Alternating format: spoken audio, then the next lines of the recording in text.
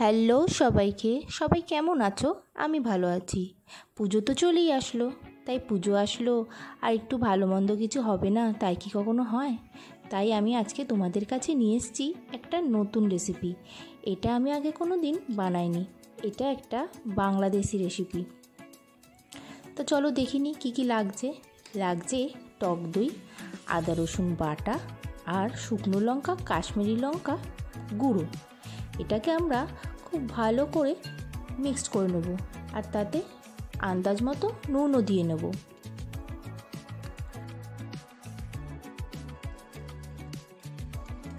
Mixed করে নেব। আমি এখানে 1 কেজি চিকেন নিয়েছি।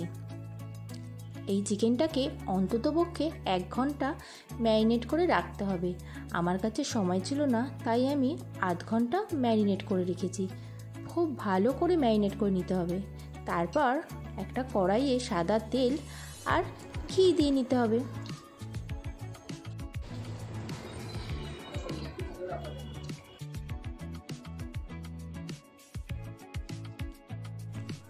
এরপর ঘি আর তেলটা ভালো করে গরম হয়ে গেলে তার মধ্যে দিয়ে দিতে হবে পেঁয়াজ কুচি।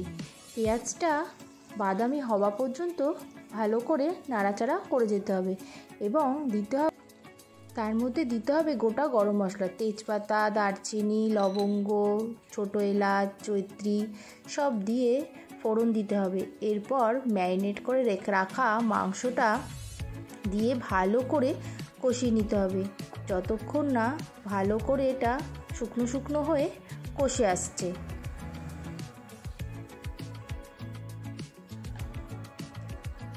ঠিক এইভাবে। তারপর একটু ঢাকা দিয়ে দেব। ঢাকা দিলে যে জলটা ছাড়বে তাতেই মাংসটা সিদ্ধ হয়ে যাবে। এরপর দিতে হবে আদা রসুন বাটা, বাকি শুকনো লঙ্কার গুঁড়োটা, আর দিতে হবে ধনে জিরে গুঁড়ো। তারপর এটাকে আরও একটু ঢাকা দিয়ে বেশ কিছুক্ষণ নাড়াচাড়া করে দিয়ে দেব হচ্ছে পেস্ট করে রাখা কাজু বাদাম আর আলমন্ড পেস্ট।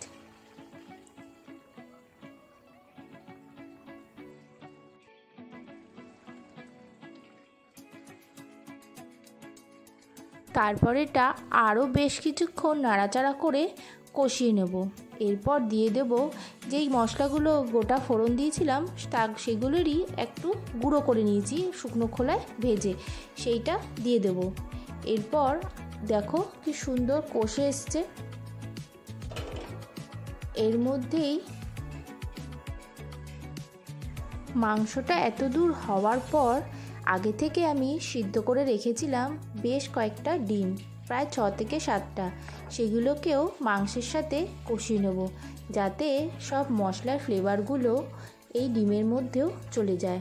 তারপরে দিয়ে দেব কাঁচা লঙ্কা আর আলু বোখরা দিয়ে আগে থেকে আমি কিছুটা পেঁয়াজ বেরেস্তাও করে রেখেছিলাম, সেইটাকেও মাংসের সাথে মিশিয়ে দেব।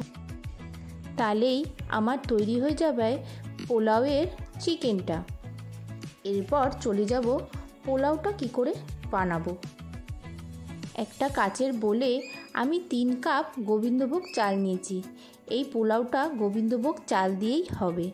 যেহেতু 3 কাপ গোবিন্দভোগ চাল নিয়েছি, সেহেতু জলটা দিতে হবে 6 কাপ।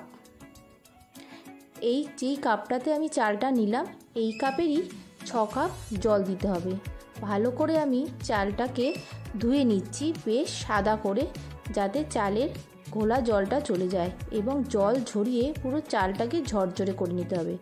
অন্যদিকে একটা বড় ফ্রাইং প্যানে সাদা তেল আর ঘি নিয়ে নিয়েছি, সেটাকেও ভালো করে গরম করে নিতে হবে। তারপর তার মধ্যে দিতে হবে বাকি পেঁয়াজগুলো। এগুলোকেও বেশ খানিকক্ষণ নাড়াচাড়া করে প্রায় বাদামি বাদামি হয়ে আসবে, তখন তার মধ্যে দিয়ে দিতে হবে গোটা গরম মশলা যেগুলো আমি মাংসতে ফোড়ন দিয়েছিলাম সেগুলো। এবার ভালো করে আরেকটু নাড়াচাড়া করে দিয়ে দিতে হবে সেই ঝরঝরা চালটা। দেখেছো কতটা ঝরঝরা রয়েছে? জল থাকলে কিন্তু হবে না। এরপর চালটাকে অন্তত পক্ষে 5 থেকে 10 মিনিট ঝিমা আঁচ করে ভালো মতো নাড়াচাড়া করতে হবে। তারপর দিয়ে দিতে হবে 6 কাপ জল বলেছিলাম, যেহেতু এটাতে দুধও লাগবে তাই দিতে হবে 5 কাপ জল আর হচ্ছে 1 কাপ দুধ। আমি জলটা আগে থেকে মেপে রেখেছিলাম, তাই জন্য মগে করে ঢেলে দিয়েছি। আর দিয়ে দেব 1 কাপ দুধ। যেই কাপে আমি চাল নিয়েছিলাম সেই কাপেরই মাপা কিন্তু জলগুলো আমি নিয়েছি, নালে কিন্তু ভাতটা গলে যাবে। আর দিয়ে দিতে হবে সামান্য নুন আন্দাজ মতো, আর চিনির গুঁড়ো। যেহেতু মাংসে নুন সবই রয়েছে তাই বেশি যাতে না হয় আন্দাজ মতো দিতে হবে। আর জলটা যে দেবে অবশ্যই কিন্তু ঠান্ডা জল নয়, গরম জল দিতে হবে, নালে কিন্তু ভাতটা ভালো হবে না।